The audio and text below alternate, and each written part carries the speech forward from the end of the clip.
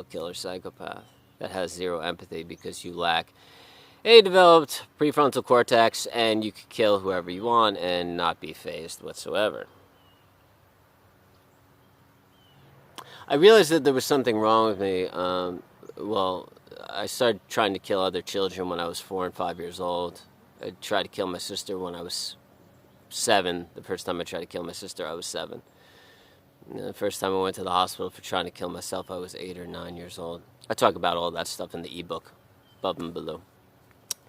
So, but there was this one time I was in this deli, Starbucks coffee shop or something like that. And they had a newspaper, and there was this woman, and she was reaching out for her baby, and her baby was a corpse, like her baby was dead. It was like a 2 or 3 year old child or something like that. And you could tell that the baby was dead. And the woman was reaching out to it. I think it was like an earthquake in Nepal or something like that. And I looked at the newspaper and I looked at the image. And I was just like, I don't understand that. Like, death is just another stage of life. And if you lose your baby, you could just have another one. It's just a part of all things. Everything has a beginning and everything has an end. And then I also thought about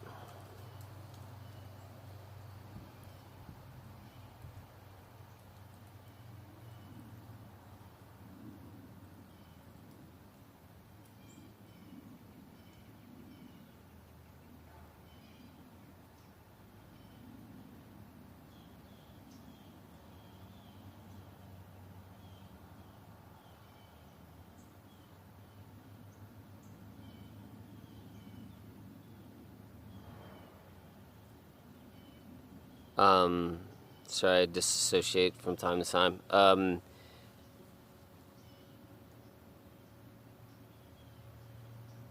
So I don't really understand why people mourn over other people dying. I also believe that people should be able to kill their own parents if they want, and parents should be able to kill their own children if they want, regardless of what age the child is. I remember when I was probably, I think it was 7 or 8 years old, there was this famous court case where a woman murdered her child. It was a little baby or something like that. And I remember thinking, I was watching the TV with my family, and my sister and my mother were discussing, how this woman killed her baby, and like how she should be killed and, get the death penalty for that. And they were really upset at the fact that the mother killed the baby. But in that moment, I was thinking, well, the mother created that and brought that baby into the world. So the mother should be able to take that baby's life whenever the mother so chooses, because the mother created that baby. If somebody else killed the baby, then that would be a different issue. But if the mother created the baby and killed it, then that should be totally acceptable in our society, because she created it. If a father kills a baby, then the father should be killed, because fathers suck. Sorry all you fathers out there, but you can go fucking... I ain't gonna say it. I don't really think too highly of fathers. Most of them are thoughts anyways. All high schoolers would say. My dad abandoned us when I was 3. He's pieced out. My mom had borderline personality disorder too, so I think my dad was like, dude, this lady's crazy. But yeah, I've always thought that way. I've always thought that, and there was a court case a couple of months ago where this daughter killed her mother. And I was like, good. I was like, I'm glad she killed her mother. And when they read the verdict and she got, like, prisoned for life or something like that for killing her mom, I was like, listen here, judges and jury. You don't know what kind of emotional fuckery that a mother does to a daughter for years. The put-downs, the manipulations, the shitty remarks, the emotional fuckery, the mental fuckery, maybe even physical shit, maybe even allowing stepdads or fathers to sexually molest you. You don't know what the fuck was going on. You never really know how bad a parent fucks with a child.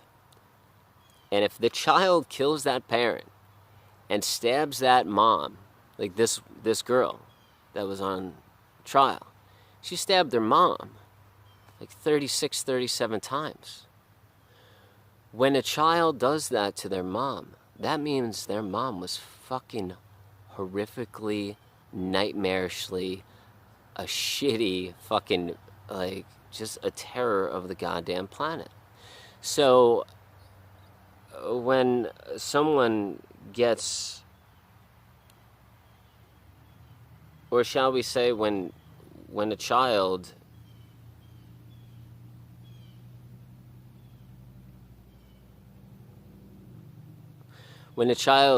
gets to the point where they just snap and they murder their mom or their father, good. And no court case or no jury or no judge should ever get involved in that, because they don't know what torment those parents put that child through. The sexual abuse maybe, the physical abuse maybe, but most importantly, the emotional and mental abuse, which is by far and stays with you all the time. The soundtrack, everybody has a 24-hour loop in their mind. It's the internal voice. And if you get manipulated and picked on by your parents or by your mother or father during your entire childhood, even in the womb, the feeling of being unloved, the feeling of being neglected, you will start to have an internal soundtrack in your head that plays all the time. I'm not good enough. I'm ugly. I'm fat. I'm stupid. You know, like, nobody will ever love me. I'm not good enough for anybody to ever love me. You know, I write about that shit in my ebook. You should really fucking read that goddamn thing, man. I mean, if you deal with any mental illness or any abuse or any shit from your parents, you should read that goddamn ebook I fucking wrote, Above and Below. I don't know, man. Maybe I will start making... I don't know about that, Joe. Yeah, fucking... like, whatever, man. But, yeah, I don't know. I hope you're having a good day. All right, much love.